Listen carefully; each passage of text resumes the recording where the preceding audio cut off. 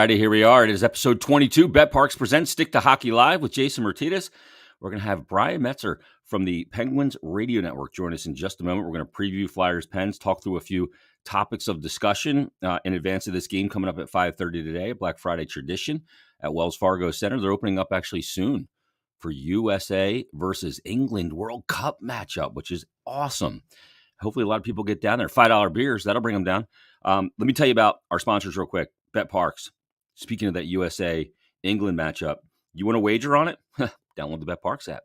Perfect opportunity to do so. Easy to use, easy to navigate. If you've never gotten in on the betting, well, it's legal in Pennsylvania and New Jersey. So grab it, check it out. Just go little tiny bets at first. Figure it out. Figure out what you like to do. Player performances, same game parlays, live in-game betting, first to score, exact score, all kinds of different stuff. And you get in on the normal stuff too. You know, props, parlays, futures, teasers, all that stuff's there, straight bets. You can get in on all of it and check it out because right now, all BetParx users can use the promo code JASON750, JASON 750. That'll get you that risk-free bet up to $750. That's for new and existing users. And terms and conditions do apply. So download the BetParx app today. You do need to be over 21 and present in Pennsylvania or New Jersey. Gambling problem, call 1-800-GAMBLER. Also, this time of year is a great time to visit Conquerville Subaru, a beautiful dealership, great people that actually care. Why do they care? Well, how do I know they care? Their work over the years has been unparalleled. I bought my first car there in 1989, and it's not just some saying, it's a fact. The work they've done and continue to do in the community, it's unparalleled. And, you know, they were the first Subaru Nation Love Promise Dealer of the Year winner back in 2015. And right now, it's the Subaru Share the Love event. It's going on all the way up through January 3rd. And here's the deal. Subaru is going to donate $250 for every new car sold to one of 5 charities, and you get to pick either the ASPCA, Make-A-Wish, Meals on Wheels, Nations Parks, and Conquerville's hometown charity, which is the Nemours Children's Hospital of Delaware. All great causes. And it's a great time to visit their beautiful showroom of Route 202 in Glen Mills, just in time for the holiday season.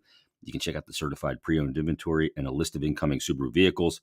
And it's more than just a dealership. Great service department, free car wash with every visit. So visit ConquervilleSubaru.com and check out the showroom on Route 202 in Glen Mills. It is beautiful. And remember, Concordville cares. Let's get to him right now. Well, I don't know if you do hear him. If you hear him on the Penguins Radio Network, it's Brian Metzer. He's the host of the Penguins Radio Network, does some writing as well, and he joins us right now for his second appearance on BetParx Presents Stick to Hockey Live. What's going on, Brian? How you doing? Hey, I'm good. Thanks for having me back, Jason. It's awesome to catch up with you. And I got to say, it's almost as if you have a sponsor that hits home with me. My non-hockey life, I am the senior director of home and community-based programs for a nonprofit here in Pittsburgh.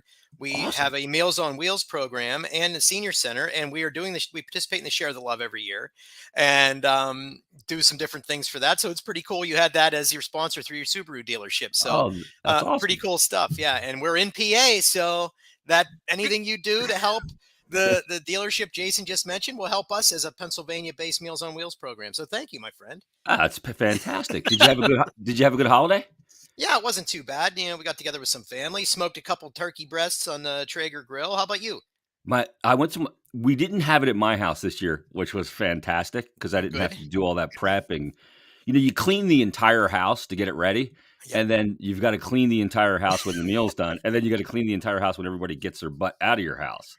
So that's exactly right. Yeah, you prepare and prep and do all of this, and then you prepare and prep to go back to life. Yeah, my brother-in-law hosted it, and he bought a new house recently in August and got all this land. We put the dogs out in the backyard, and he deep-fried the turkey and also made beef Wellington. It was phenomenal. Wow, that sounds tremendous. Yeah, great work by him. And he's actually a Penguin fan because he's out from my in-laws are all from Western Pennsylvania. Good man. It sounds like a good man. I've been giving him crap for years, but he's giving me more. So let's talk about the Penguins real quick before we get to today's game in this season.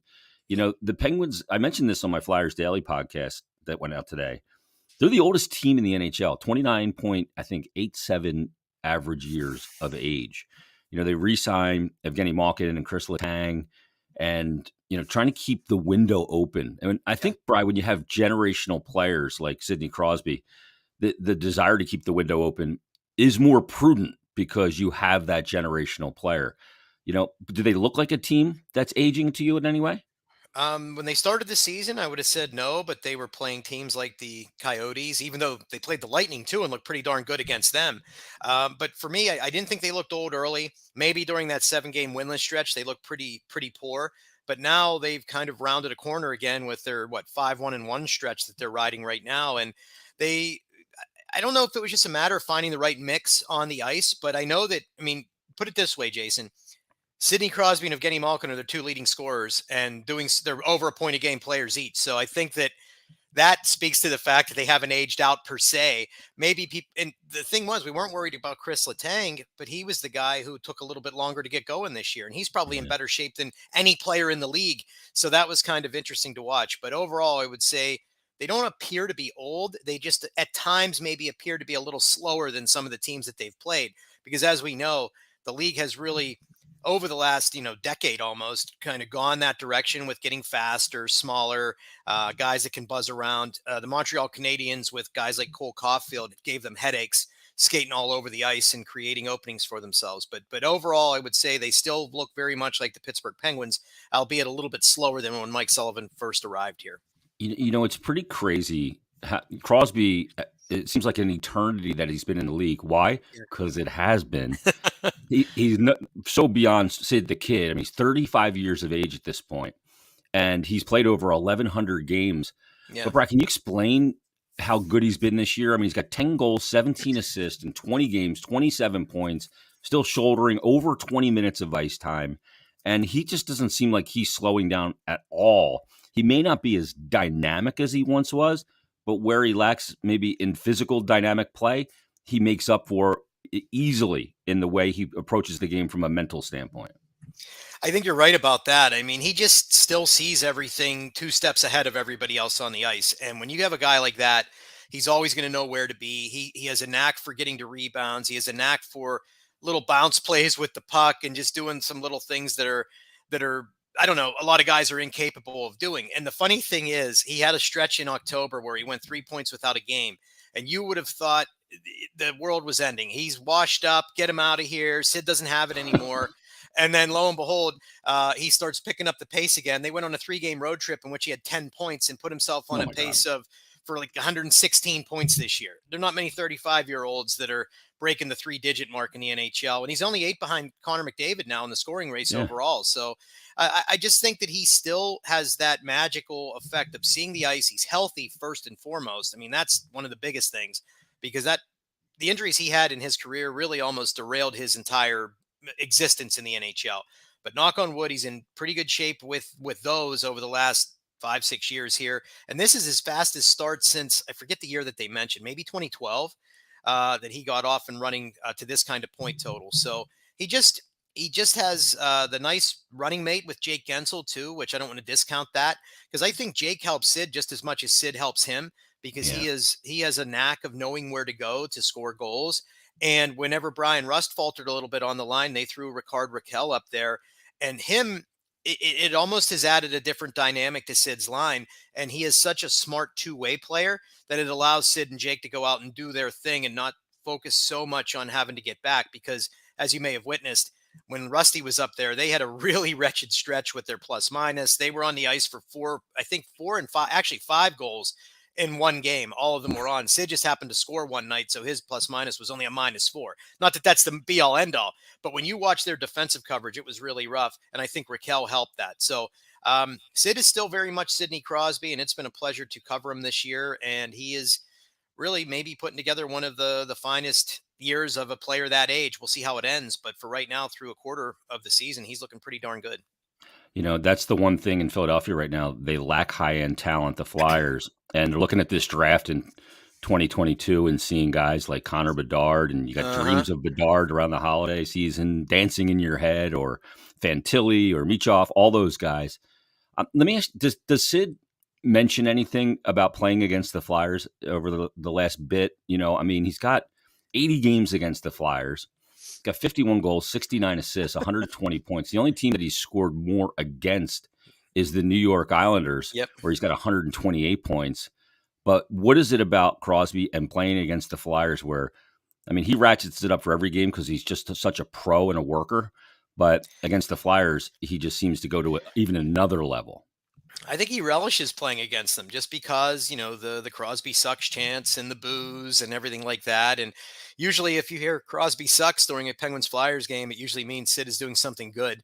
So, Yeah. so that's a lot of fun. And I know if you take it back to 2012, that really ugly playoff series, I know the Flyers came out on top, but it wasn't very well played for either team. I mean, it got ugly. There wasn't very much defense. There were a lot of goals. There was a lot of gloves being dropped and all of this. And that's probably the one and only time where Sid went above board with saying, I don't like them. And Yeah. it turned really ugly. In recent years, he's asked about it. And he always says that it makes comments that, that brings out the best in the Penguins and vice versa. And it's no matter who's in the lineups. I think it makes for a very entertaining hockey game when these two teams meet, but you can tell it gets his juices flowing and he enjoys playing against them. And there's a reason why from the time I started covering the NHL and the Pittsburgh Penguins way back in 2006, I believe, I started calling the Penguins Flyers matchup cross state hate. And I know that the players kind of get sucked into that as well. But I think there's also a mutual respect there too. They know that you like it better when both teams are, doing really well. But at the same time, no matter what, it's still entertaining. It gets to be a little contentious. The fists fly sometimes, and we've had a lot of fun catching up with past and former Flyers and Penguins over the years talking about this. But Sid seems to love playing them, and I think Gino does too. He had some talk one time about being a bucket of popcorn thrown on him on the bench in Philadelphia, and he was laughing about it. So they have a lot of fun with this matchup, and I think it gets their juices flowing. Yeah, when they retire, there'll definitely be vivid memories of the matchups against these two teams. I was thinking about this, Brian.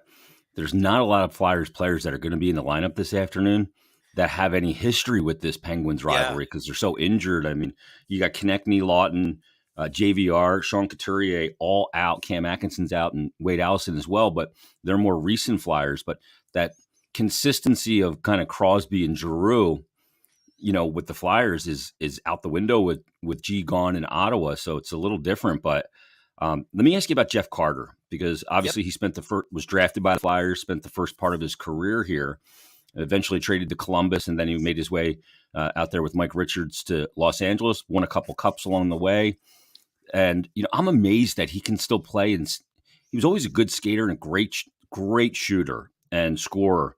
That wrist shot. I don't know that I've ever seen him take a slap shot, to be honest with you. But how is he looking this year? Because I mean, he's back in that '03 draft. It's amazing he's still going as strong as he is. Yeah, it's funny when you see the players from '03 because what a wonderful draft it was. It's kind of Oh, like it's easier to count the couple of players that didn't make it out of the first round there than the yeah. ones who did because there are some Hall of Fame players in that draft. But Jeff Carter probably among them. What's funny to me is obviously when he was younger there were all those crazy things about he's too wild off the ice and there was stupid stuff going on. I will tell you, he is one of the most locked in and all business guys you run into now. He's clearly matured to a level that people always hoped he would. And maybe that happened just when he went out and became a leader and won Stanley Cups and did all those kinds of things. But he has been immediately accepted into the leadership group in Pittsburgh. And which is kind of surreal when you think about it because of what you just pointed to being a Yeah. Flyers draft pick. And they had such epic battles between Sidney Crosby, Evgeny Malkin, and Carter and Richards, all in the early stages of their careers. And you get to the point now where Geno Malkin's celebrating his 1,000th game played in the NHL, and one of the guys there celebrating with him is Jeff Carter. That's still kind of weird to get your head around. Surreal, right? Yeah, it really is. And the fact that it doesn't this will probably answer it best for you, Jay. When you look at Carter, it's almost like you don't realize he wasn't here all the time. Yeah. He's fit in that well, and he's played very well. Every once in a while, I mean, he's an older guy. You have a game where maybe you don't notice Jeff Carter, but he just had a couple of great shorthanded opportunities in recent games. He shows that speed still. Probably not going to do it shift in and shift out, but he has been such a good influence on some younger players here. Last season, he took Kasperi Kapanen under his wing. Probably would have wished they got some better results out of that mentorship. But then 2 years ago, it was McCann before he left in the expansion draft. He was he really, I mean, Carter turned him into an excellent player down the stretch. He was doing things two-way. He was scoring, and I wasn't shocked to see him have a pretty effective year with the Kraken when he got there. Then I think some of that came from Jeff Carter. So The off the ice stuff and the intangibles have been huge with him, but then the on ice stuff is still a factor. He can kill penalties. He can go out there and get you some scoring opportunities. He had a really pretty goal earlier this season where he picked the far post. I think it was against Vancouver.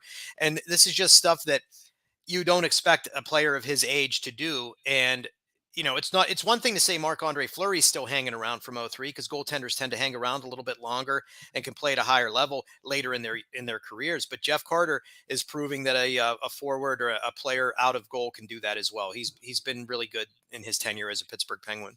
It seems like an eternity since Richards has retired and I know. Karts is still going. It's amazing. I always thought in dealing with him off the ice, he was a really good guy. But as soon as I stuck a microphone in front of his face, he was like, I'm going to give you the shittiest interview so you don't ask me to do this off ice interview again. He's grown in that way. You know what? That's because I've heard that. And there were people that said that. He's grown. He's done some really nice interviews. And his first sit down with the Pittsburgh media was actually really entertaining. And maybe that's another thing that just came with age. He doesn't mind it as much now. I'm not saying he loves it, but he doesn't mind. And there was a thing where they showed him eating Welch's fruit snacks on like in the Penguins in the Room show recently, like when he first got here. Fans were mailing him Welch's fruit snacks because they fell for him so hard here in Pittsburgh, which was kind of cool. Yeah, seeing the family man that he is now and father, it's awesome to see. It's just kind of the arc of an NHL career. They come in as these kids, and then all the same thing with Giroux. He came in as this kid and wide-eyed, and now married with a couple of kids, and all their perspectives change. And it's just fantastic to see. They grow before our eyes. Yeah, right.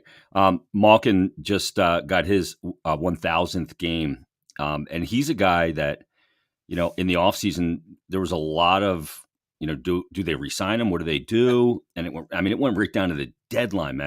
You look at it, and Hexy gets it done, and he's going to. I assume he's going to retire a Penguin. Is it Crosby going to retire a Penguin along with Malkin and Letang?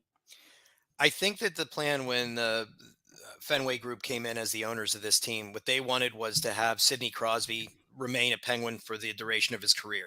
And then I think, not that Sid's somebody that goes out and says, this is what I want, but they know that trio was kind of locked at the hip. It is so rare for superstar Hall of Fame type players to spend their entire career with one team. It just doesn't happen, especially in a salary cap world. It's nearly impossible. Yeah. So kudos to the Penguins for making that happen. How they found a way to fit it all in, plus still sign Brian Rust. Rickard Rakell was just masterful cap management in the offseason. Now, is that the best course of action for this team? That's yet to be told. Now, that said, I think all three of those guys likely, assuming one of them doesn't ask out at some point, which I don't foresee happening, will end up retiring as Pittsburgh Penguins. So the priority would have been have Sid retire a Penguin, and then they clearly had a high opinion of wanting to keep Chris Letang because they got that one done sooner. And then the Gino one, they kind of, I don't know, I heard differing stories on this. They wanted him to take a little bit less. Really all guys took less in their contracts, but they wanted him to even take a little bit more, a little bit lesser in terms of years and money. And they finally found a sweet spot and made it work. So I think all three will skate together over the next 3 years at least, and then they'll see where the chips may fall. If one of them wants to, Sid, I think will end up signing 1-year deals after that, potentially. He kind of has made mention 2 different ways. At one point it was, I'm just going to take this contract until its end, and then we'll see where we are.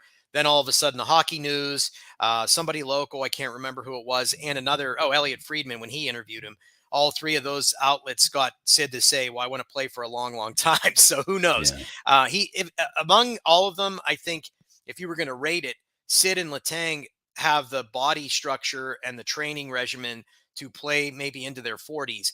Gino, with the injuries he's had, the lower body stuff, maybe he can't. But then again, he's caught a little bit of youthful lightning in a bottle this year and looked pretty darn good. He's moving better than he has in several years. His lower body's finally healthy. But to your point originally on your question, I think Sid retires a Penguin, and I think the other 2 eventually do as well. Let me ask you this, because in Philadelphia, we're, like I said, we're thinking about Bedard because they're in this situation. They're riding an 8-game losing skid right now. They got tons of people out and people out long-term that are really important to the club, and they lack high-end talent.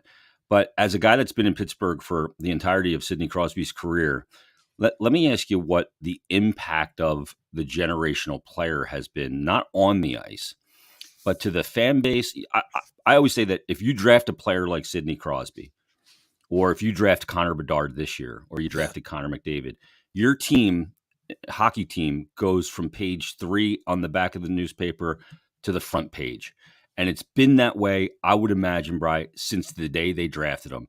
He Yep. is front page news. The team is front page news. Everybody makes more money because there's more interest because of the presence of a generational player. And not only has he been a generational player, but he's a generational player that delivered. So what's been the impact on the market? And if the Flyers were to get lucky and draft a Connor Bedard, what could they expect? You're spot on. I mean, it made a huge impact here. At the time of Sidney Crosby's drafting, everybody was talking about the Penguins moving to Kansas City. It was to the point where Mario Lemieux and a contingent of the Penguins ownership group flew to KC and looked at the arena just to kind of grease the wheels a little bit. Mm-hmm. I will say the moment that anybody anticipated the Penguins would even have a chance at Sid, people were going hog wild here, and that helped. But the moment this pick happened, they said the phones rang off the hook at the Penguins ticketing offices because people wanted to renew season tickets. They wanted to buy season tickets. Then that offseason, if you recall, I know the Penguins had a really wretched year for Sid's rookie season, but you were still going to have Mario Lemieux.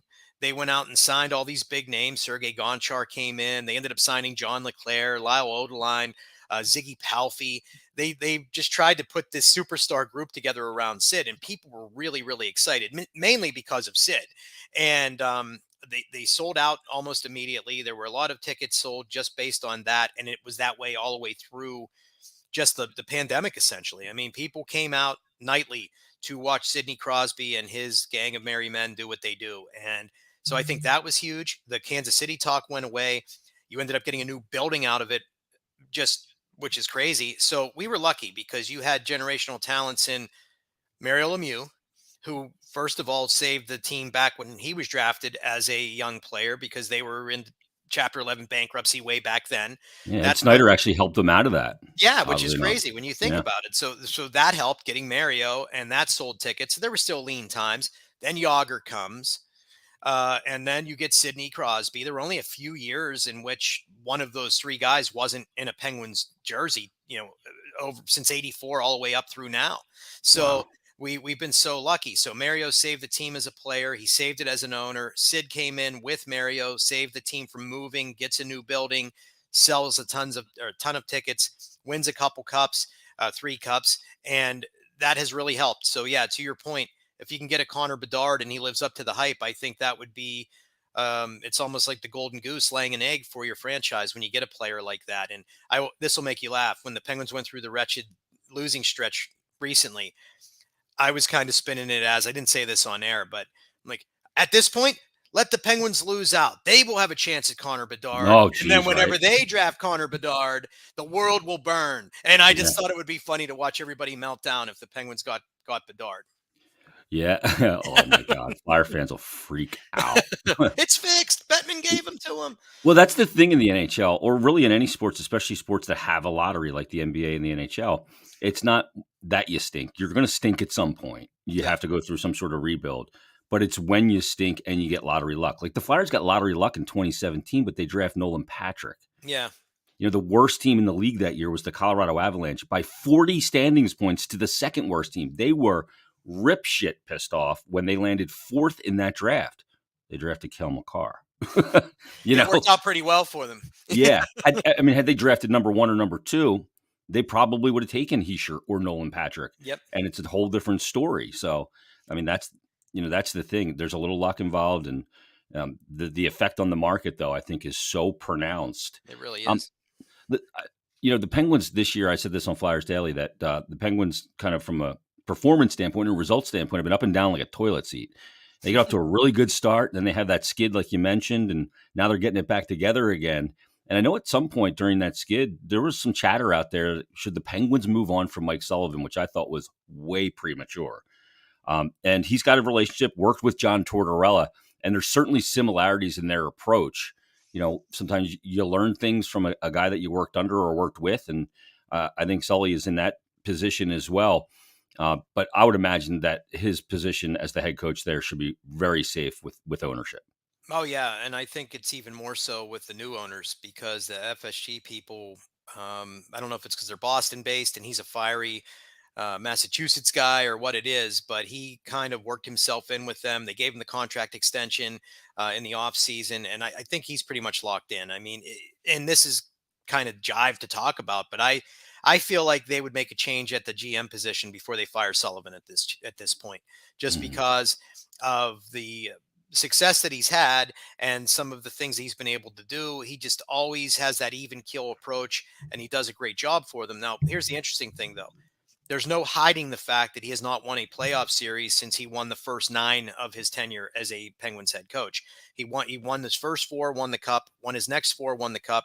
They ended up finding a way to Beat the win Flyers. round 1 against the Flyers, and then they went out unceremoniously to the Washington Capitals. And some people believe that if the Penguins could have beaten the Capitals that year, they may have gone on to a third consecutive cup, even though their goaltending dipped a little. But since first round exits against the Islanders, Montreal in the return to play kind of left a bad taste in people's mouths, and so on and so on. The rest is history. So when you look at it this year, the chatter might come back up if they don't find a way to win more than a playoff round or to win a playoff round this year. I think that's step one. But the Penguins are always a team. If they can get past round one, you never know what's going to happen. They could shock the world and win another cup with this older group. So, but it's getting out of that round one. And a coach is always under the microscope when you don't have playoff success, especially in a market like Pittsburgh. And I mean, you guys are in this boat too. In Philly, that playoff revenue is huge. I Yeah. mean, it's when you get that, it allows you to do more. It allows you to stay viable with your cap. It keeps you in the black. And you If you don't don't, pay your players during the playoffs? no, yeah, and Yeah. what's funny is they're also coming out. All the whole league is coming out of years where you had empty buildings hosting these games, Yeah. so you didn't get that revenue. I mean, to the point where you're making tough decisions on your broadcast team and your front office staff. You're cutting people loose. Maybe you had 2 people doing something before, and you cut a guy loose. Now you got one. And down to one, and maybe if you got a playoff game or 2 or 3, you could have kept that person. So, I mean, they say in Pittsburgh they make roughly $1 million for each home gate. So, I feel like even in this day and age, it might even be more. So it's very important. And I think that will be something that could change the thinking on Sully a little. But for right now, he's locked himself in pretty effectively with new ownership, and the people here love him. The legacy of a player, that plays for organization, then works their way either behind the bench or into management is always an interesting thing to me because we had it a lot here in Philadelphia. You have it there too with Lemieux going from, the great player that he was, winning a couple of cups and then in the early 90s and then moving into ownership. And here we had, Bob Clark who won 2 cups and then Hmm. moved into general manager and left and came back, and Paul Holmgren and Ron Hextall was one of those guys, a beloved player here because of the fire in which he played the game. And, he comes in as the GM after spending those years as assistant GM out in LA with that patient approach of building through the draft. And, as legend goes, he told Ed Snyder said, "What do you need from me?" And he said, "Patience." And, when you look back at his tenure here now, fans remember his tenure in Philadelphia. They look at it as being a colossal failure because of where the team is now. He's a little bit different there in Pittsburgh. I think the situation obviously is far different because you have these high end players that are up there in years. But how's Hextall perceived in that market right now? People were surprisingly, people were pretty excited about having him come in. I don't know if it was just because he was a rival for years, and the fact that he and Mario had great battles, and the first thing that was brought up when Ron Hextall arrived was him chasing Robbie Brown.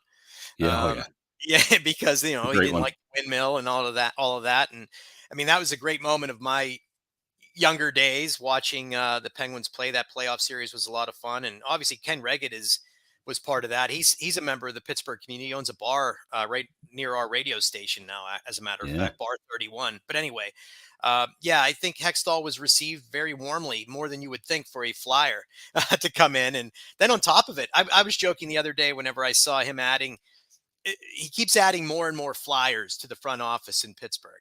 And I'm like, they're infiltrating us here. What's going on here? But it's yeah. been a lot Huffer's of out fun. there now. Kerry Huffman. Yeah, exactly. Yep, And yep, it's like his whole front office team essentially is, Pryor's here, and I think Pryor's son's here, and yep. it was kind of interesting. But he's been warmly received, and I think people were excited to see whenever the GM announcement occurred, people were just happy that it wasn't some also ran that was kind of like when the Penguins hired Ed Olczyk to be coach. They were afraid that it was going to be something like that. And then they announced these two big type names. It was Ron Hextall, Brian Burke is going to come in, and they're like, "Wow, this is pretty exciting stuff." That two NHL mainstays took over. So it was not like you would think. There was no hate or animus. It was excitement. And I absolutely love Berkey. He is a I blast. He is a He's blast. awesome. Just the whole thing where he still doesn't tie his tie. Just as Yeah. it's the longest, I think, revolt against the establishment Yep. ever. It's awesome. And he but it's part of his uniform though. He has to Yeah, have the untied tie. He yeah. won't. It's not like he doesn't put it on. It's got to be there. Y- It's if around you his were neck going like to a be, sash. yeah, exactly. And if you were going to be broadcasting near him during a game, it wouldn't be good because there's I'd apparently a be lot of expletives flying whenever he's watching the hockey game. I was just talking to a couple folks about that, and they sit right under his booth, and it's F this, F that, going nuts, screaming at the game. So he's just as fiery as he ever was. But we have a lot of fun with him, and he is just as entertaining as he's ever been, and now even more so because I think he cares even less about what people think about what he says. Yeah. As you get older, that's one of the things you don't give a crap about perception. When I turned 50, bro, I said, you know what? I'm not going to ask for things anymore. I'm just going to tell them what I want. And it's the power of persuasion. Like I'll get on an elevator and say, I want to go to this floor express. You know what I mean? Express. And the guy in there holds the button and I go express. I There you don't go. ask Everyone anymore. else is like, you can wait. Yep. Jason's here. He needs to get upstairs. Yeah. It's amazing. How often it works too. It's like the Jedi mind trick. Well, because no one will tell you no. That's what's good. Yeah. And they're almost shocked. They're like, the ball's on this guy, you know? But they do Yep, it. exactly. I love That's it. tremendous. So the Penguins come in today riding this 4-game win streak. They get 3 of the wins on the road. Yeah. They beat Minnesota. They beat Winnipeg. They shut them out, as a matter of fact. They beat Chicago on the road. They come home. They get the 2-1 shootout win over the Calgary Flames, who are starting to get it together a little bit. So this Penguins team coming in feeling really good against a bleeding Flyers team right now. First of all, who will go in goal today for the Pens? I haven't heard officially just yet. They were set to do. I think they weren't skating this morning, and Mike is going to talk at some point here in the near future, and they probably will reveal that. But it wouldn't shock me if it's Tristan Jarry, just because he played the last game and played effectively in the last game. There was a stretch where they went to Casey DeSmith back to back recently because Jarry was struggling, and that kind of got him going again. So I would anticipate Tristan Jarry will go against the Flyers today. And he's got a relationship with Carter as well. Those two have trained together quite a bit in the offseason Yeah. in the past. And it will be Carter today for the Flyers. Felix Sandstrom went on Wednesday against Washington. So we'll see that matchup. One of the interesting dates in hockey, Bri, is, as they term it in hockey parlance, American Thanksgiving. Mm-hmm. And the rule or the history says that if you're in a playoff spot at American Thanksgiving, 80% of the time, I think it's like 81% technically, but 81% of the time, you will be a playoff team. If you're not, 81% of the time, you will not be a playoff team. Now, this is sketchy for the Penguins because they're actually tied in points with the last playoff team, but they've played one more game. Are the Penguins going to be up against it and scrape to get into the playoffs here? It all depends on what happens here over the next few weeks, because if we've seen it over the years, Jay, where they can just reel off a 10, 12 game stretch in which they win 70, 80% of those games. If they do that, which they're kind of riding one of those heaters now after the ugly stretch at 5-1-1, if they keep this alive and collect some points, I think that they can remain right there as a wild card, and then the rest devil be damned. Can you end up making a run at a division title or something? I don't know that that's going to happen, but they were still only single digit points behind the Devils at the top of the Metro, so you never know if that's going to be able to be the case. But I think that was important to them, and it's dumb to say that they were at least right there on the doorstep of the playoffs at the American Thanksgiving because of what you said. It's talked about so much. And I feel more comfortable with them now than I did 2 weeks ago when they were sitting in 14th place in the conference and just not having a really good stretch. They looked like they were, changes could be coming.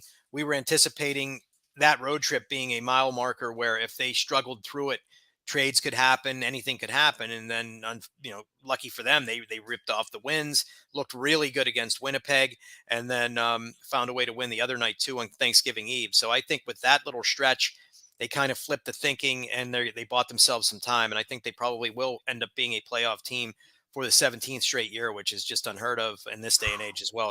It'd be Wow. pretty unique for Sid, Gino, Letang to play their 17th consecutive season together, all playoff years. And I should mention, it's my 17th year as well. No one throws Jesus. me in. I don't get any accolades being with Sid, Gino, and Letang throughout all of this, but I know I'm there. I know they appreciate my work over the years. Well, shit. I mean, if I catch crap when they don't make the playoffs here in Philly and it's my fault, you Yep. should get a little pat on the back and a stick tap at least for being 17 straight playoffs. I mean, everything that goes wrong with the team, I get blamed for. Which It's is all fine. your fault. Yeah, as a public-facing guy, although I violated my own policy the other day and went back and forth with somebody, but my policy on social media these days is for I saw you fighting promotional. with Mark Madden recently. Well, that was last year. Yeah, Yeah. I mean that guy. It's recent in my mind. It's only last year, Yeah, that guy. He's just such a troll and whatever. But for promotional purposes only is my philosophy on social It's like media. pro wrestling. It's like pro wrestling. You just got to get Yeah. out there and you're like, listen up, brother. What's a Madden does? He just trolls the Philadelphia. And Which, if you were talking to him like over a beer, you'd probably like him. well, here's the thing. I've invited him on my show when I was doing radio still. I invited him on my show several times. Yeah. And he shot it down. He wouldn't do it because he didn't have control. And I'm Mhm. like, dude, that's a pussy move because if you're going to go out there and troll everybody, I invite you on my show. I'll go on your show if you want control there too, whatever. But he wouldn't do it. And so I was like, that's weak sauce right there. Uh-huh.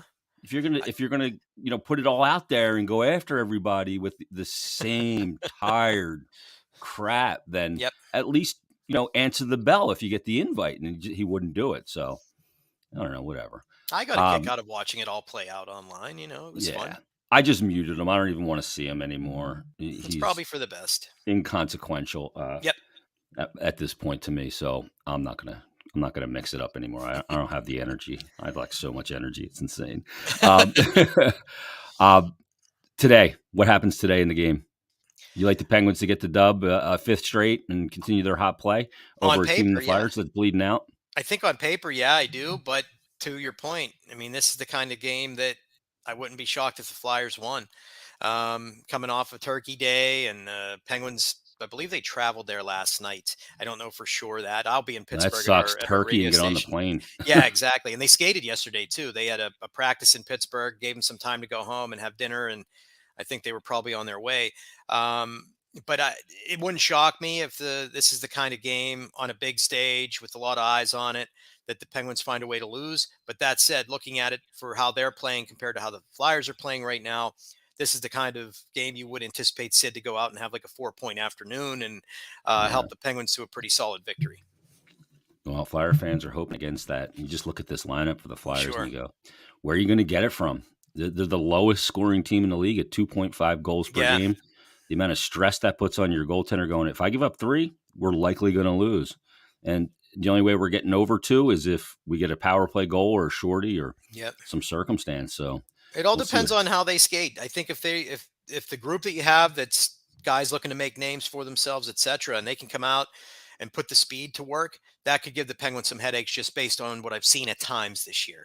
They like to So- play at a slower pace, don't they? Yeah, which is crazy to say because that's not the Penguins, but Yeah. they've had. I mean, they still can look very fast, and they play off the rush really really well. But I just feel like if the Flyers can come out and skate today, that could give them some headaches. So we'll see if I'm right about that. Yeah, that was like the Lightning in their cup years and before their cup years. If you forced them to play at a fast pace, they like to slow it down because of all that skill.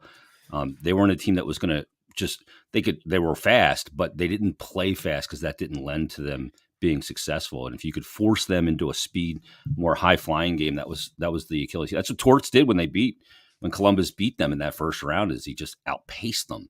Yep. So Well, in this Penguins team, Jason, it goes like this. It's like They in 16 and 17, Sullivan got them.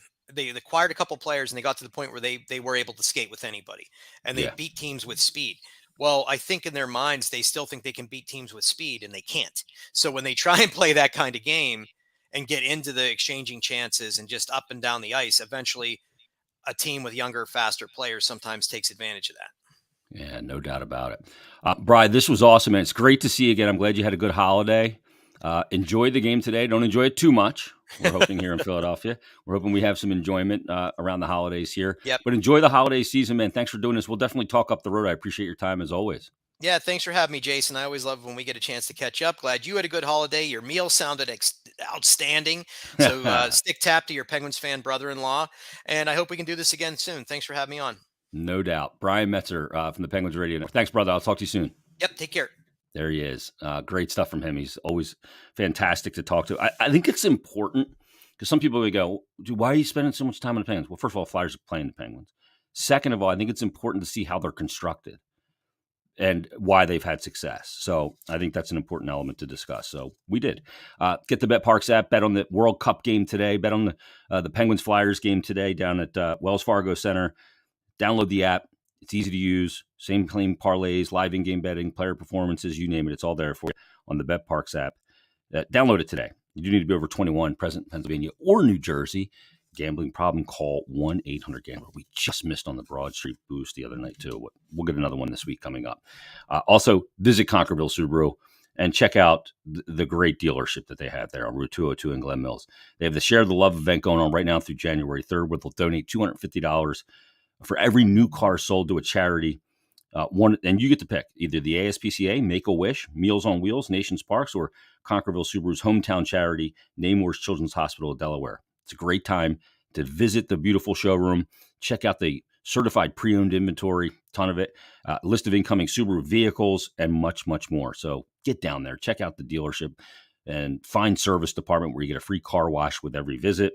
It's Conquerville Subaru. Visit them online at ConquervilleSubaru.com. And again, check out the showroom on Route 202 in Glen Mills. Beautiful showroom. And remember that Conquerville cares. All right, time to shower up, get the suit on, get ready to go down to Wells Fargo for Black Friday hockey between the Flyers and the Penguins. Go Team USA over England in the World Cup. We'll have an episode coming up on Monday of BetParx Presents Stick to Hockey Live. So enjoy your hockey this weekend. Flyers, Penguins today. Flyers, Islanders in New York coming up tomorrow. So there'll be plenty to discuss on Monday's edition. Everybody, have a great, safe weekend, and we will talk to you Monday on BetParx Presents Stick to Hockey Live.